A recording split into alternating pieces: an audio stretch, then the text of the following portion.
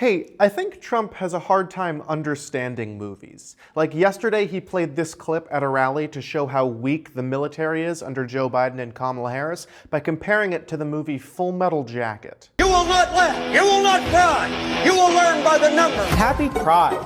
Happy Pride Month. And actually, let's declare it a summer of pride. So you're a killer? Sir, yes, sir. Let me see your war face. Those clips are of Gunnery Sergeant Hartman, played by real-life Drill Sergeant R. Lee Ermey, yelling at Marine recruits in order to toughen them up.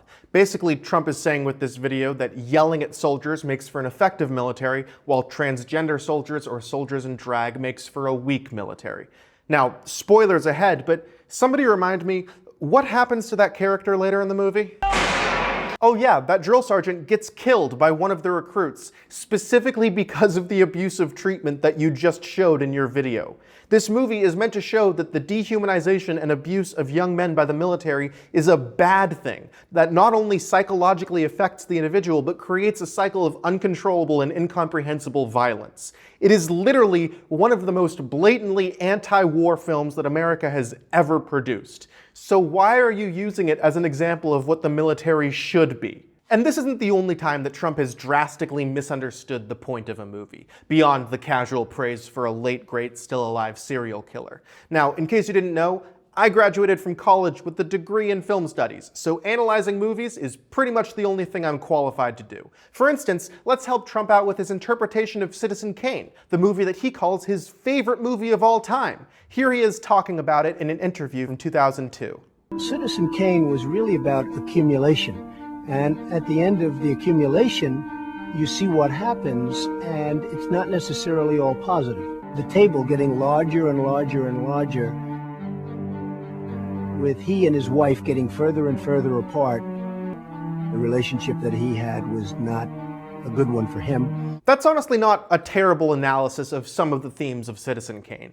I mean, it's a little weird that Trump watched a movie about a man whose massive fortune and celebrity status leaves him isolated from everyone around him, who runs for office and then, upon losing, has his newspaper print that the election was fraudulent and eventually dies alone and longing for the innocence of youth. And then walked away from that movie thinking, I'm making all the right choices in life. But listen to this one last little tidbit that Trump has to say about the movie, when asked if he had any advice for the main character. You know, if you could give Charles Foster Kane advice, what would you say to him? Get yourself a different woman. If you haven't watched the movie, here's a fun little recap. Charles Foster Kane marries Susan, an amateur singer, forces her to become an opera singer, which leads to her public humiliation that he takes part in, continues to force her to be an opera singer, which she does not want to do, until she attempts to take her own life. Susan is a victim of Kane's power and abuse. He uses her as a sort of plaything to suit his own ambitions. He does not suffer from choosing the wrong woman. He imposes his suffering upon everyone around him. Just how can you call something your favorite movie of all time and then interpret the explicit messages of said movie so poorly? And that's not all. In 2020, when some Democratic governors pushed back on Trump's assertion that he retained total authority over the reopening of states during the pandemic, Trump tweeted that Mutiny on the Bounty was one of his favorite movies, and a good mutiny is exciting to watch, especially when the mutineers need so much from the captain. Now, he's referring to either the 1935 or the 1962 version of Mutiny on the Bounty, both of which depict the real-life event during which the crew of the ship the Bounty overthrew their captain.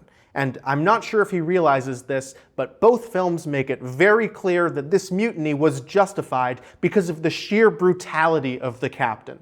Captain Bligh, who Trump seems to align himself with in this analogy, is the villain. He literally punishes a man to death and then continues punishing him for the sake of it. Once again, how can you be so bad at interpreting a movie that you claim is one of your favorites? Now, you may be sensing a theme here. Not only is Trump just so bad at understanding movies, he's also consistently terrible at understanding that characters with power aren't always good. He seems to idolize the leaders and business magnates that his favorite films depict, but he can't quite grasp the idea that all these characters wield power excessively and abusively. Or he can't understand that that's a bad thing.